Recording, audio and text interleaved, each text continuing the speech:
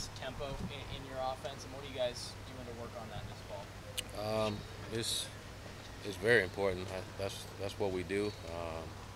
We try and go fast, and it's not necessarily go fast all the time, but we can change it up whenever we want. But preferably, we like to go fast all the time.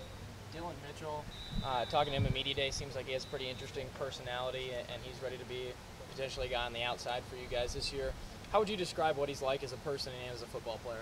Well, I think Dylan is growing up, and I think he's learning to trust the coaches a lot more now. When we first got here, you can tell that he wasn't too sure, but as time gone by, he's opened up a lot, and we've seen a lot more of this training camp.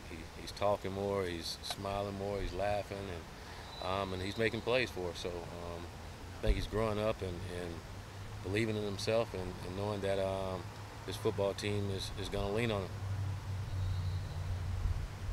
The way that Dimitri Birch has been practicing, what jumps out at you about him? He was talked about by Coach Roy yesterday too.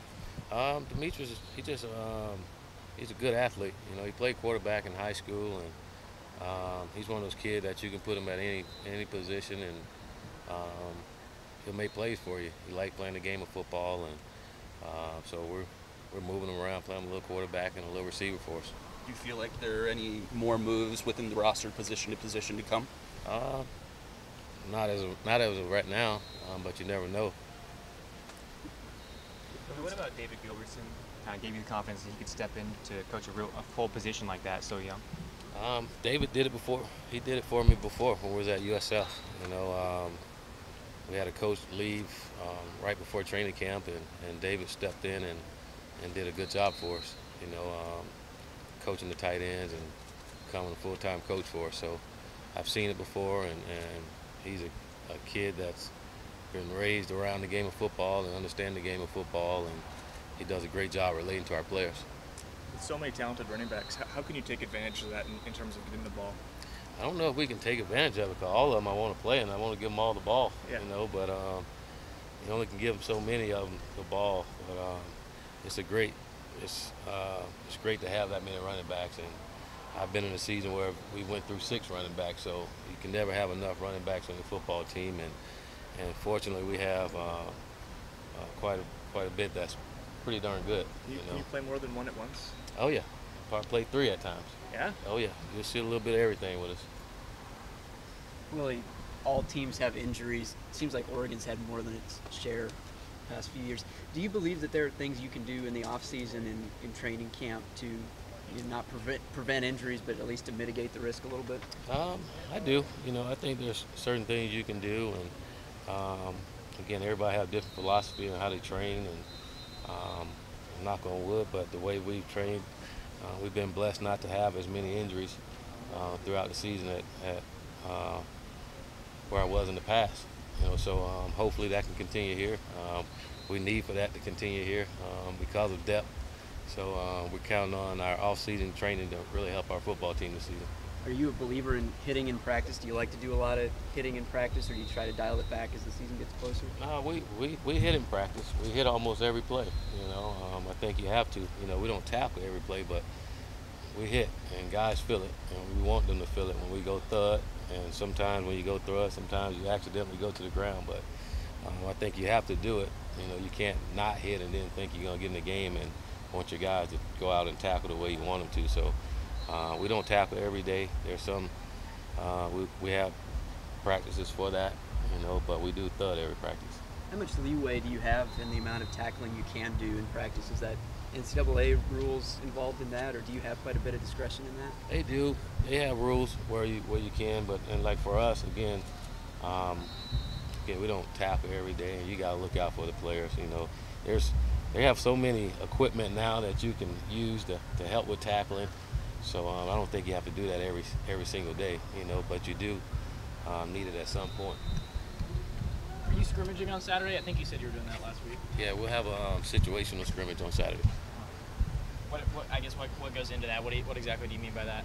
Well, we just have a lot of different situations where we start backed up. We're starting the red zone, be some third down scrimmages, but we'll just pick out a lot of different situations, 2 minutes, and let our guys go out and play ball. But more importantly, just make sure they're locked in and understanding the situation that we're going through, you know, and try to play the game of football the way that you're supposed to. Coach, is there still quite a bit of competition of kicking and punting? Are you starting to narrow those down? Not yet. You know, those guys are going back and forth right now, and I love it. You know, these guys, they're going hard, and one day, one guy do well, Snyder do well, the other day, Stacker do well, and so they're going back and forth, and we looking for consistency, and just like at every other position, that competition just gonna make us better. Same thing for punt returners, kick returners, still moving on. Absolutely, we have a lot of guys for those positions, the returning position. You know, it just for us personally, we're gonna put our most reliable guy back to return kicks and punts. So I think when you see this fall those guys playing, I just took a shower and this bug still. But anyways, we're gonna put our most reliable guy back there. Well, crystal ball yesterday was really high on the offensive line, so there's 11 or 12 guys that are competing. How do you foster that competitiveness when 4 starters are back? Crosby, before he got hurt, was a 2-year starter. How do you get all those guys to buy in on playing time is truly open when so many experienced players are coming back? Well, I think when you have that moving depth chart, I think it helps all those guys, and they all know that they have a chance to be the guy. But I think more importantly, those guys understand that they got to be consistent every day if they want to be the guy, you know. So it's nothing like having competition and getting guys to go hard every single day. And Coach Cristobal does a great job of getting his guys ready for practice. But you guys obviously had a lot of talent coming in with this last class, but did you think that guys would be challenging for starting spots in week 2 of fall camp? I do. They got an opportunity to go take somebody's job. We're giving them that, and I think you'll see a lot of freshmen play for us this year. We just, again, as we continue to try to build some depth within our football programs, you're going to see a lot of those guys play. Royce has spent a good amount of time hanging out with the offensive linemen on the sleds and whatnot. Was that an area of pass protection you thought he could get better at?